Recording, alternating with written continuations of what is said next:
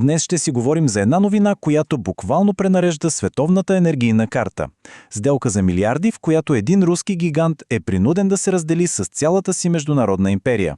Въпросът е, кой я купува и защо всичко това се случва точно сега? Хайде да видим. И така, става въпрос за не кой да е, а за Лукойл, един от най-големите руски петролни играчи. И те правят нещо, което, не сме виждали досега. Говорим за пълно, тотално изтегляне от световната сцена. И то не по тяхно желание, а заради сили, които са, меко казано, извън техния контрол. И така, стигаме до същината. Лукойл продава, на практика всичко, което притежава извън Русия. А купувачът? Това е друг гигант в света на суровините – Gunvor. Но нека да видим какви са детайлите на тази огромна сделка. Значи имаме двама титани на сцената. От едната страна продавачът, руския петролен гигант Лукойл, от другата купувачът, Gunvor, един от най-големите търговци на суровини в света. А какво е на масата? Абсолютно всичко, което Лукойл притежава в чужбина. Ключовите условия вече са договорени, но, разбира се, има едно но. Сделката все още чека зелена светлина от регулаторите в няколко държави, за да стане реалност. И тук, разбира се, идва въпросът за милиарди. Защо? Защо една толкова мощна компания би се отказала от всичко, което е градила с десетилетия по целия свят? Интересното е, че отговорът не е икономически. Причината е чисто геополитическа. Наистина, какво може да принуди един такъв гигант с огромен глобален отпечатък просто да се откаже от всичко извън родината си? Човек би си помислил, че отговорът се крие в някакви сложни финансови анализи, нали? Всъщност, той е изненадващо прост и директен. И ето го, черно на бяло. Причината – американските санкции. Точно така. Това моментално превръща сделката от чисто бизнес решение в една сложна геополитическа маневра. Но нека да видим коя точно е институцията, която държи този доста мощен инструмент. Зад всичко това стои една абревиатура – OFAC. Това е службата за контрол на чуждестранните активи на САЩ. Ако трябва да го кажем по-просто, това е финансовото оръжие на американското правителство. Какво правят те? Те могат да блокират достъпа на всяка една компания до щатския долар.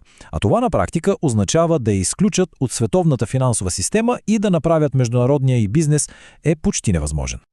Добре, вече знаем защо. Време е да видим и какво. Какво точно е заложено на карта тук? Срещу какво Gunvor дава милиардите си? Мащабът на активите наистина зашеметяващ. Само вижте това число. Почти 2500 бензиностанции. Това е една огромна мрежа, която сме виждали по пътищата из цяла Европа, че дори и в Щатите. Но, знаете ли, това е само върха на айсберг, само видимата част от тази империя.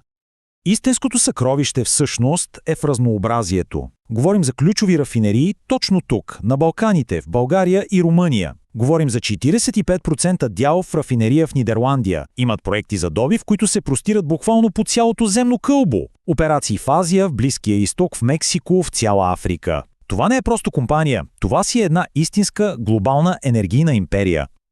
И така. Въпросът е, кой има апетита, а и капацитета да погълне всичко това наведнъж.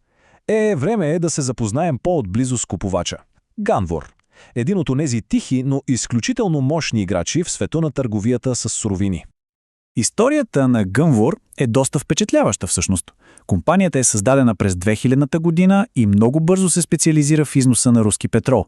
Но това, което е наистина интересно тук, е как са се развили. Днес те не просто търгуват с петрол. Не.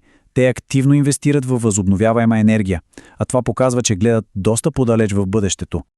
А в основата на Gunvor стои един доста интересен тандем.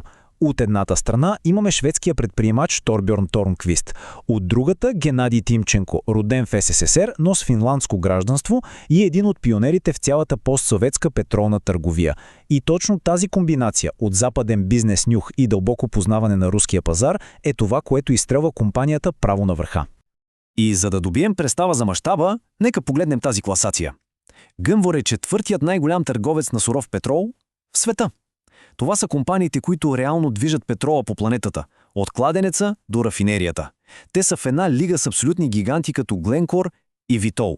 А това, разбира се, означава едно, че разполагат с огромните финансови ресурси, за да си позволят такава покупка. Добре, нека сега направим една крачка назад, за да видим голямата картина. Защото тази сделка, тя не е просто прехвърляне на активи от една компания на друга. Не, това, на което сме свидетели в момента, е истинско тектонично разместване на пластовете в световната енергетика. И ако трябва да обобщим, ключовия извод е точно този. Ставаме свидетели на едно принудително стратегическо отстъпление. Санкциите на практика изтласкват един от най-големите руски играчи от световния пазар.